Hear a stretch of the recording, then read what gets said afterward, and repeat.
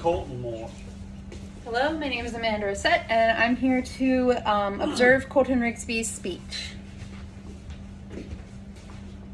Hello, I'm Velma Rigsby, and I'm also here to observe his speech. Hello, I'm Glenn Sproles here to observe Colton Rigsby's speech.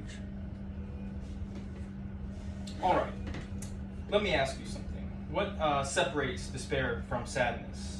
And I'll answer that myself by saying it is not something vague or indistinct, but the difference is simply a decision, albeit one that is arduous to grasp and requires a great deal of sacrifice to the one partaking in it. I often felt my own strength begin to wane as I attempted to hold it, and many others would say the same, and many others would say that they had lost it altogether. What I speak of is a virtue, specifically the virtue of hope. My life, and I don't believe I speak only for myself when I say this, has been a scattered array of varying good and bad things. And many of these were great things, many of these were substantially bad things. For example, several years ago, my father became very ill, and during those times and afterwards, my family was by no means emotionally or financially well off. Over the course of those years, I felt a variety of things comparable to despair, but I don't believe this ever broke my hope.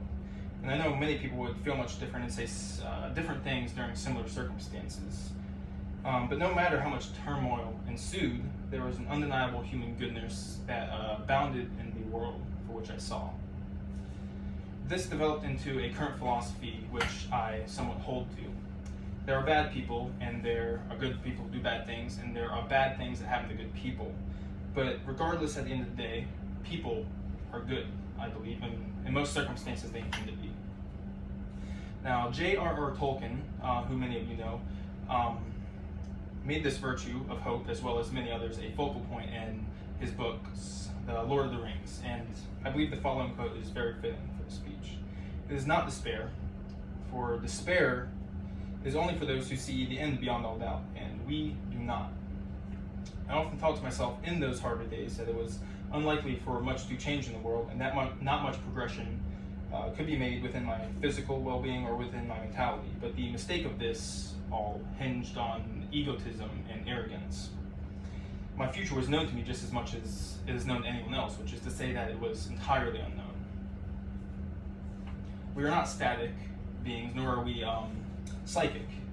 Human beings, in all of our rationality and intelligence, tend to assume much about what is yet to come, and these observations are not entirely wrong because of things that we see in the world and the statistical likelihoods for which we see all the time. But there are countless variables and different things that happen for which we need to account for. Something as simple as seeing the right thing at the right time could set your life on a different trajectory, such as seeing a sign or a poster from the Peace Corps at a certain time in your life and realizing and perceiving that there is much more that you could do to help others. Now, profound decisions should not be made purely on a whim. They should be carefully thought over. But my main point still stands that all of us contain some potential, either realized or not. This potential does not need to be massive, but it does need to be good in nature. We'll never be quite satisfied with ourselves until we can achieve some degree of goodness and charity towards others. What I mean to say is, with all of this, is while seemingly impossible at times, there is always hope, and that this hope does not come from one attempting to further their own goals, but rather from attempts we make towards others. This is at least what I have learned.